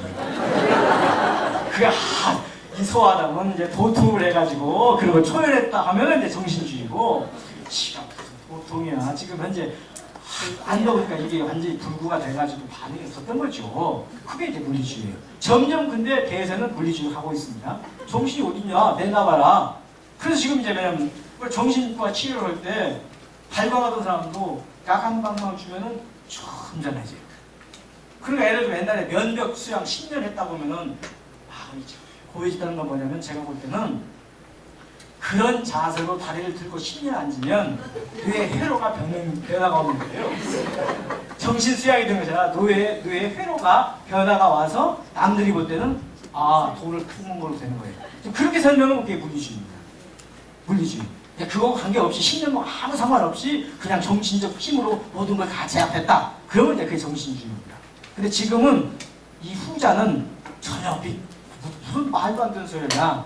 지금 애를 얼마든지 치유가 되는데 발광하던 사람도 약 하나 주면 조용해지고 점잖은 사람도 주사 하나 주면 미친놈이 좋대. 그렇잖아요? 화학적 변화에 의해서 마음이랑 왔다 갔다 하는 것이 그게 그럼 이미 도통한 사람이 화학적 주사 하나 준다고 해서 발광합니까? 이미 도통했는데? 그 돈은 뭐냐 이렇게 해서 그걸 안 받아요. 그게 지금 그래서 이 물리주의로 가면 도덕은 쓸 자리가 없습니다. 결국 이제 물리적 질서를 어떻게 그 사람에 놓아주느냐 따라서 달라지는 거죠. 그러면 이제 법대는 없어집니다. 왜냐하면 의사들만 왜냐하면 어떤 사람 문제가 있으면 이제 환자로서 치료 감옥이라는 건 필요 없죠. 왜냐하면 생리적으로 문제가 됐으니까 치료를 해줘요. 치료. 감옥이라는 건 뭐냐면 그런데 생활하면 정신적으로 뭐 변화가 온다고 생각해서 하는 건데 정신이란 게 없는데 무슨 변화가 와요? 그러니까 없어집니다. 그래서 이제 이 물리주의가 저도 물리주의가 오는 걸 두려워하는데 제가 두려워하지 않아도 우리나라 똑똑한 사람이 전부 법대 나오기 때문에 걔들이 끔찍 반대할 겁니다. 그러니까 물리주의 오면 자기들 밥대가 다 없어지거든요. 그러니까 법대하는 사람들이 전부 다 나서가지고 물리주의를 받아들이지 않기 때문에 물리학자가 아무리 떠들어도 안심해도 됩니다. 안심해도 됩니다. 그러면 이제 문제는 강제기 공리주의입니다. 제가 어차피 물리주의는 제가 조만간 아무리 특세를 해도 법학원 사람들이 그 못지않게 세력이 세니까 다 막아주려고 봐요. 근데 공리주의는 이게 진짜 감정인데 공간이 뭐가 좋으냐라는 영어의 굿이라는 말이 있는데 그게 우리말로는 선하다, 착하다 하는 거하고 좋다는 말이 같아요. 이건 굿이 똑같아요. 근데 이 굿이라는 말이 뭐냐면 이해하면 안 되고 굿이 복수가 되면 재산이고 재화잖아요. 굿은 재화가 돼. 그게 뭐냐면 재화는 좋은 거죠. 돈이 좋은 거예요. 그래서 이게 뭐냐면은 좋다 나쁘다는 것이 뭐냐면 그것이 득이 되냐 해가 되냐 이걸로 판단을 하는 것이 공리주의입니다. 그것이 유틸리티, 유용성이 있느냐 없느냐. 우리 행복 증진에 도움이 되면은 굿이고 우리 행복 증진에 저해가는 배드입니다. 굿, 배드가 그걸로 판가름이라는 게 공리주의입니다. 자 이제 거짓말에서까지 옮겨갔습니다. 거짓말하지 마라. 왜 거짓말이 나쁩니까? 네가 거짓말하면은 신용이 떨어져가지고 은행에서 빚도 못 얻어. 그 다음에 친구 수 다 떨어져 나가. 그 다음에 약속을 했는데 네가 속으면 우리 계약도 하나도 맺고 사회생활이 안 돼. 그러니까 이 신용이라는 게 필요한 것이고 따라서 그것은 신용이라는 것은 거짓말하지 않는다는 전제가 있는 거니까 거짓말을 안 해야지 사회라는 게 유지가 되지. 거짓말하는 순간 사회가 와야 돼. 이렇게 설명하는 것이 공리주의. 여러분도 거의 다 그렇게 설명을 하고 작성하고 계셨죠? 왜냐하면 공리주의가 이미 사람들 뇌리에 쩔어버렸어요. 모든 걸 이익이냐 손해냐로 환원해서 사태를 설명한다고 합니다. 사태, 설명을. 그게 공리주의. 영어의 유틸리테리안이라고 하는 것을 번역한 건데 이익이 되느냐 안 되느냐 그걸로 이제 가치를 정하는 그런 주의거든요. 기독교도 거짓말하면 안 되죠. 기독교는 왜 거짓말하면 안 된다고 보세요? 하느님 말씀이에요. 기독교의 주제는 하느님 말씀이에요. 하느님 말씀이니까 더 이상 묻지 말라는 거지. 이건 하느님 말씀이에요. 하느님이 무슨 마음이셨는지 우리가 알 필요 없죠. 하느님 하지 말아서 안 된다고. 하느님 이혼도 안 된다고 그랬죠. 이혼 안 되죠. 왜? 하느님이 안 된다고 그랬어요. 다른 게 없습니다. 이혼은 사회가 복잡해지고 그거는 그렇게만 공리주의로 됩니다. 하느님 그랬는지 그런 걸 알 수가 없어요. 하느님 많은 사람들이 유교만 효를 1번 덕이라고 기독교도 십계명 중 두 번째가 너희 하느님을 숭배하가 첫 번째고 두 번째가 부모를 공경을 합니다. 사람 관계에 있어서 첫 번째 덕이 전 처음에 서양가 살면서 얘들 또 효도 안 해. 얘들도 아들을 이뻐하는구나. 저 깜짝 놀랐어요. 애들 그렇게 이뻐하더라고요. 애들 이쁘네. 얘들도 부모를 끔찍하게 생각하네. 왜냐면 서양 사람 이상한 사람하고 맨날 여기 세무 교육을 받아가지고 우리만 그럴 줄 알았어요. 거기도 부모 공경합니다. 근데 왜? 부모가 나를 잘 길러줘서 그런 거 아닙니다. 하느님이 공경을 하고 있어요. 하느님이 무슨 의도를 했는지 모르죠. 그건 하느님의 뜻입니다. 그래서 이제 그 종교적 그 계명은 그 최후의 이유입니다. 그거의 이유 또 없습니다. 그걸 계명이라고 합니다. 계명. 그 절대 명령입니다. 절대 명예에 대해서는 이유를 물으면 안 됩니다. 그러면 또 그 이유가 더 근원적이게 되니까 안 돼. 그래서 이제 그렇게 설명하는 거고요. 칸트는 거짓말하지 마라. 왜냐하면 네가 거짓말하면은 거짓말을 통해서 무슨 이득을 보자는 수단을 부르는 건데 네 인격을 그 이득과 바꾸는 거란 말이죠. 네 인격을 훼손한 거란 말이에요. 아까 칸트가 모든 걸 인격에 둔다고 그랬죠. 어느 경우도 내 인격을 깎아서는 안 돼요. 거짓말하는 순간 내가 내 인격을 모독하는 거예요. 그 득을 좀 보자고 내가 내 값을 스스로 깎아버리는 거예요. 절대 안 된다는 거예요. 예를 들면 이제 똑같은 도덕적인 강령이라고 하더라도 그 사람이 무슨 근거에서 그런 도덕적 강령을 바라는가에 따라서 이제 그 도덕 그 원리 이론이 다르다. 이 칸트는 선투적인 인격주의다 이렇게 말씀을 드리고요. 그 다음에 또 하나는 구걸해서는 안 된다. 구걸해서는 안 된다. 이것도 거짓. 심지어 칸트가 아까 설명한 사람이 아시죠? 뭐 저녁 4시 되면 산책을 했다고. 그건 나중에 교수 된다는 얘기입니다. 처음에 뭐 먹을 것도 없는 사람 무슨 산책을 했어요. 그건 나중에 말년에. 그런데 그때마다 이제 그때 교수가 되니까 이제 좀 동전도 좀 있을 건데 길가는 그렇지. 동양은 오기는 집행을 때렸답니다. 집행. 보자. 왜냐면 구걸이라고 하는 것은 첫째, 자기가 자기를 너무 비천하게 합니다. 왜 너는 너를 너다니게 비천하게 하느냐? 물론 뭐 간도 사지 못한 사람이 구걸했을 때 동정했죠. 근데 멀쩡한 사람이 하면은 또 왜 그러냐? 그래가지고 오히려 야단쳤대요. 그게 뭐냐면 그것도 인격 때문에. 더 재밌는 건요. 재밌는 건 의기소침하거나 자신 없어서는 안 된다. 비굴해서는 안 된다. 심지어 어떤 것도 있냐면요.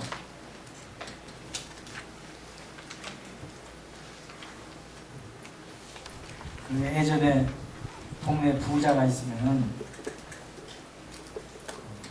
사랑방에 모여서 밥 먹을 때까지 있으면 안방에서 밥을 주었잖아요. 기식자가 돼서는 안 돼요. 그런 것도 있어요. 이건 자기 고백인 것 같아요. 제가 읽으면서 눈물이 났어요. 왜냐면 한테가 먹을 게 없었거든요. 그러니까 이제 사교 이사를 취직이 되기 전까지는 사교장을 뻔질나게 다녔어요. 왜냐면 가서 밥도 한 개 때우고 거기서 안내를 터야 누가 자기 추천 넣을 거 아니에요. 자기가 아무리 실력이 있어도 아무도 안 알아주면 요새처럼 뭐 신문 있는 것도 아니고 라디오가 있는 것도 아니고 이런 강연장 있는 것도 아니고 별로 사람들이 알아줄 수가 없으니까 사교장을 줄리하게 취직했어요. 그래서 자기를 알렸어요. 그러니까 이제 가서 자기도 알릴 겸 또 말주변이 좋으니까 재롱도 떨어서 재치 있다는 말도 들을 겸 한 끼 밥도 때울 겸 꼭 앉아있었는데 그때 이제 주인이 호의를 베풀면은 기분이 좋고 겨우 차밥을 주면은 억지로 슬픈 마음으로 밥을 먹고 자기가 너무 초라했던 거예요. 그래서 이제 우리한테 가르치길 기식자가 하지 마. 이렇게 써놨어요. 그러니까 이거 자기 체감을 썼나 보다 하고 제가 너무 좋다. 근데 이제 말이 나왔으니까 취직된 다음에 9년을 두문 붙이셨대요. 간이 딱. 그리고 재밌었어요. 이제 취직이 됐으니까 9년 동안은 사람들 만나지도 않았어요. 오로지 책만 썼어요. 이제 자기 밥 먹고 사람한테 아벌리고 없고 그래가지고 그때 비로소 공부를 열심히. 요새는 이제 강사 생활 오래 한 사람들 교수가 되면 퍼져버려요. 그리고 공부는 더 그냥 끝나버렸어요. 오히려 강사 때 더 활약이 많아요. 우리 경우 그런 사람 많아요. 근데 칸트는 반대로 하나 예를 보여주고 있다. 이렇게 볼 수가 있습니다. 그 다음에 이제 이거는 혹시 여러분한테도 직접 가진 제가 달아없다는 말을 썼는데 사전에는 있는데 달아없다는 말을 잘 모르더라고요. 이 더럽다의 다른 말인데 달아없다는 말은 뭐냐면 인색한 건데 인색이 자기한테 인색한 거. 근데 달아없지 마라. 자기한테. 왜냐면 쓸 거 쓰면 돈 있으면 옷도 좋은 거 사서 입고 음식도 잘 먹고 사고. 제 친척 중에 부자 할아버지가 있으셨는데요. 제가 철학과 2학년 때 세대를 갔더니 잘만 한다고 생각하셨는지 그 양반이 인색하다고 아주 소문이 났거든요. 근데 사실은 남한테만 그러잖아. 자기한테도 엄청 인색해요. 자기한테. 자기는 잘 쓰면서 남한테 안 주면 자기도 안 써요. 그러니까 사람들이 저 사람은 돈을 모아서 뭘 하고 그러는지 그걸 굉장히 궁금해 하고 욕을 했어요. 근데 그걸 아마 저한테 가더라고요. 응? 뭘 하고 철학 같은 거냐? 그래요. 그거 갑자기 쓸데없는 거. 그래서 그냥 좋았어요. 재밌어서요. 그렇지. 돈이 보니까 그렇게 재밌다. 그래요. 돈을 안 써도 금고에 쌓이는 건 봐도 밥 안 먹어도 배부른데요. 돈이 드는 게 즐겁다 그래요. 그게 달아오는 거예요. 그러니까 자기한테도 너무 인색한 거예요. 자기한테. 그러니까 그러지 말아라. 왜냐면 그게 자기 몸한테 아까 자기 몸에 대한 의무를 다하지 않는 거다. 좀 이렇게 남한테 인색해도 안 되지만 자기한테 그런 사람을 뭐라고 하면 수전도라고. 그냥 그건 돈만 지키는 것이 그게 임무예요, 그 사람의. 그런 걸 지금 여기서 수전도가 되지 말아라. 이렇게 말하고 있습니다. 타인에 대한 의무가 있는데 타인에 대한 의무는 두 개입니다. 하나는 사랑이고 하나는 존경입니다. 그러니까 이 물체와 물체의 관계에도 인력과 척력이 있거든요. 서로 딱 당기는 그런 힘이 있고 서로 밀치는 힘이 있는데 존경은 거리를 띄우는 겁니다. 제가 선생님을 존경한다는 말은 내가 거리를 취한다는 뜻입니다. 내가 선생님을 사랑한다는 것을 끌어안는 걸 말합니다. 그러니까 사랑이라는 것은 인력에 해당되는 것이고 존경은 척력에 해당되는 겁니다. 그러니까 예를 들면 제가 제자를 사랑을 했더니 저는 선생님을 존경합니다. 그러면 가까이 오지 마라 그런 뜻입니다. 가까이 오지 마라는 말을 그렇게 근사한 말로 저 존경하는 선생님 이렇게 사랑하는 선생님 그럼 제가 가슴이 갑자기 뛰는데 존경하는 선생님은 싸늘해지죠. 이 존경하는 선생님 그러면은 좋은 것 같지만은 거리가 있다. 너하고는 건널 수 없는 강이 있다. 그런 뜻입니다. 그것이 두 가지 결국 사람들 사이 관계입니다. 그래서 우리는 이제 존경과 그 사랑으로 맺어져 있는 관계인데 그래서 우리가 반드시 그 두 가지 중에 하나가 적용이 되면 어쨌든 미덕에 속할 수 있는데 사랑에 대한 의무라는 게 뭐냐면 감사할 줄 안다든지 누가 나한테 호의를 베풀었으면 감사하는 마음이 있게 되지. 또는 동정을 한다든지 누가 같은 어려움에 처하는 게 누가 기쁘면 함께 기뻐해주고 두 기쁘고 누가 슬프면 함께 슬퍼해주면 슬픔이 반을 준다는 거 아니에요. 그게 이제 동정인데 어쨌든 동정심이 없는 사람은 또 사랑과의 사랑이 마음이 없는 거예요. 네? 그래서 우리가 이제 이러면 동물 사랑하는 사람도 그 자체로는 덕이 아니지만 동물 사랑하는 마음이 사람 사랑하는 마음으로 옮겨갈 가능성이 많거든요. 그러니까 짐승을 학대하는 사람을 우리가 비도덕죄라고 하는 것은 때문에 그런 마음씨가 사람 관계로 옮겨갈 가능성이 높아요. 같은 유정동물인데 유정동물끼리 관계 맺는 건 넘겨 그래서 경계를 하는 거거든요. 근데 동물 학대하는 사람은 일단 상당히 경계스러운 곳이 바로 사람한테 옮겨갑니다. 그래서 이제 그렇다고 우리가 보통 말하는데 그런 것이 이제 그 동정심에 해당하는 것이고 타인에 대한 존경의 의무가 뭐냐면은 다른 사람을 경멸한다든지 거만한다든지 비방한다든지 우롱한다든지 이런 거 다 존경의 의무에 해소입니다. 이렇게 볼 수 있습니다. 이제 결정판은 인간 상호 간의 의무가 있습니다. 상호 간. 인간 서로 간에 칸트가 사람들 사이의 미덕 중에 최고의 미덕을 우애라고 합니다. 우애. 친구의 관계, 우애. 이게 혹시 이 프랑스 지금 우리가 지금 민주국가에 샀는데 이 민주국가의 두 가지 시민사회의 대우 원리가 하나가 자유고 하나가 평등입니다. 그러니까 우리는 어떤 사회를 제일 좋은 사회라고 생각하냐면은 그 사회를 구성하는 시민들이 누구나 최고로 자유롭고 그러면서도 동시에 평등한 사회가 제일 좋은 사회라고 생각합니다. 그래서 자유와 평등이 우리가 사회를 생각할 때 제일 좋은 사회. 그런데 프랑스 국기가 3세끼인데 프랑스 혁명 정신에 자유평등이 또 하나가 보이죠. 우에 박애가 있습니다. 이웃 사람. 이 자유와 평등은 사이가 썩 좋지 않습니다. 무슨 말인가 하니 사람들의 자유가 확대되면 확대될수록 평등은 깨집니다. 평등이 확대되면 확대될수록 자유가 제한을 받습니다. 그래서 사실은 사람들이 자유로우면서 평등한 사회는 연목부호입니다. 되지 않습니다. 근데 그것이 성취될 수 있는 유일한 방안이 사람들이 친구가 되면 가능합니다. 친구가 되면 가능합니다. 그래서 일단 그 친구 사회가 돼야 자유롭고 평등한 사회를 우리가 구현할 수 있습니다. 그래서 이제 프랑스 혁명할 때 거기 우애가 들어갑니다. 우애가. 친구 사회는 게 뭐냐? 자, 친구한테는 돈을 빌리면 안 된다고 했죠.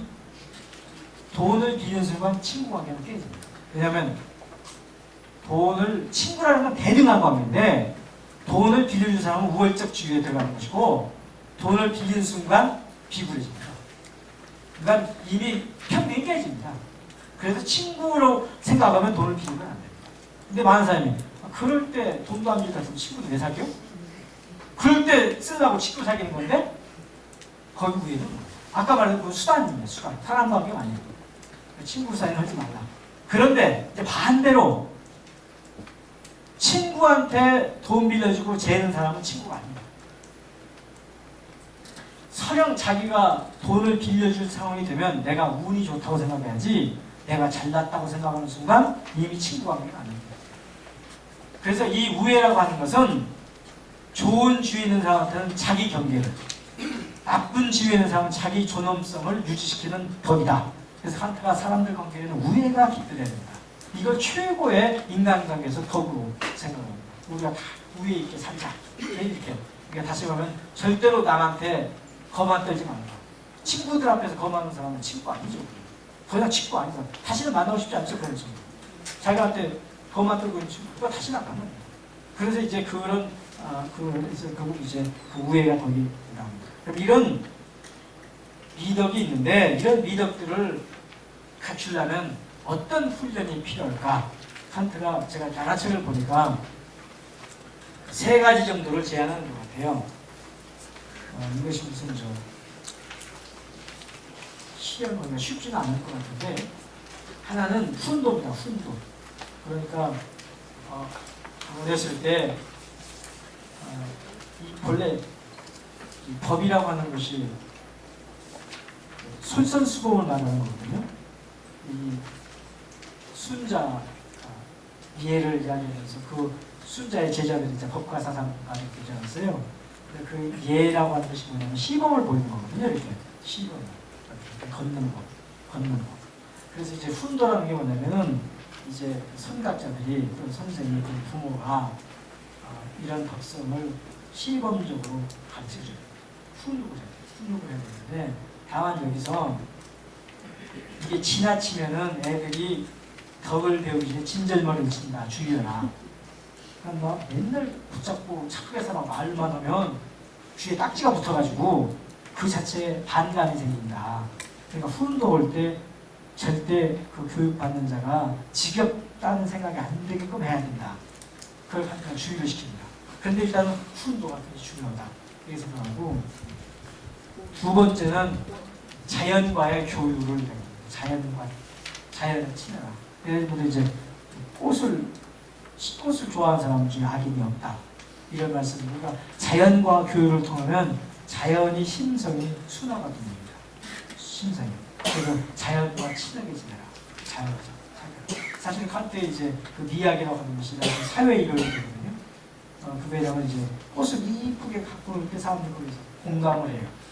이 우리말도 비슷하고 서양말도 어을 몸은 비슷한데 이 취미라는 말이 독일말로 게슈마크 맛이라는 맛.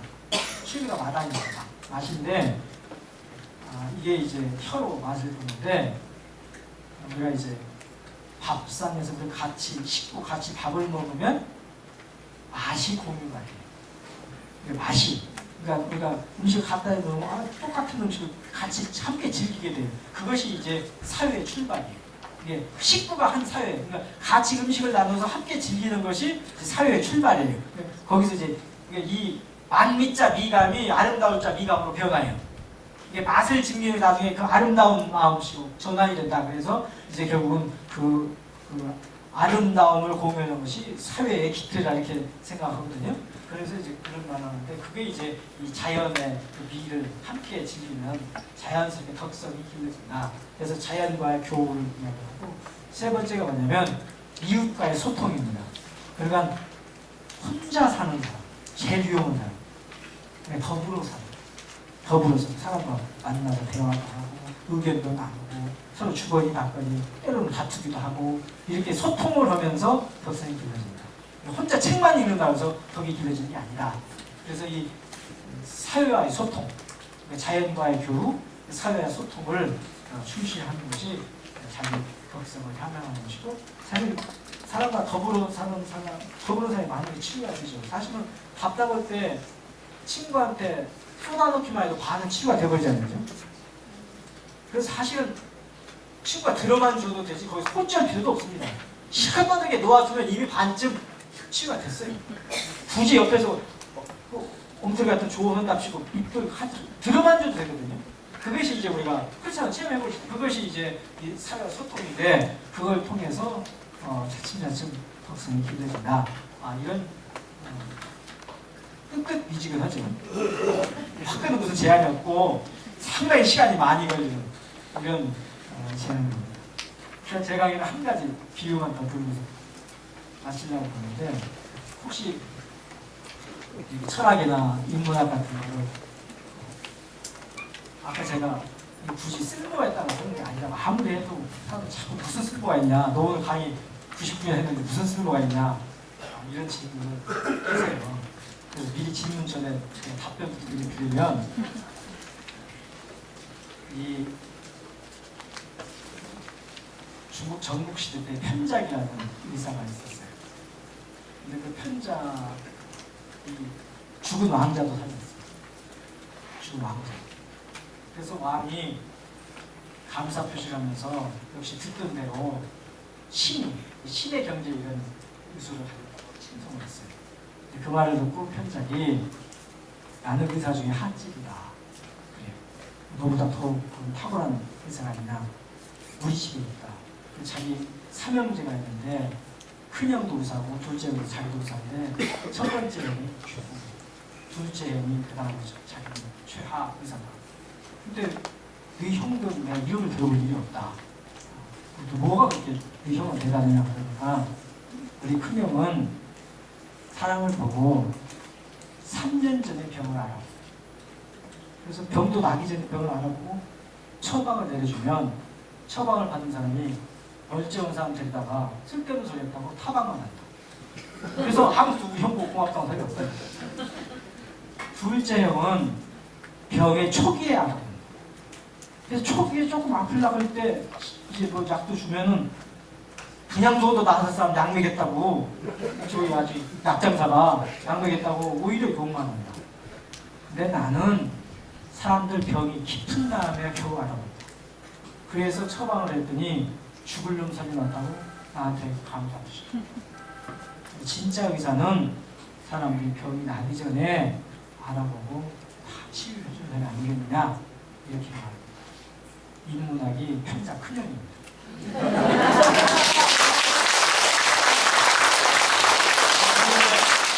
제가 프로그램 진행자한테 30분은 반드시 질문을 받으라고 해서 딱 30분 남겨놨습니다.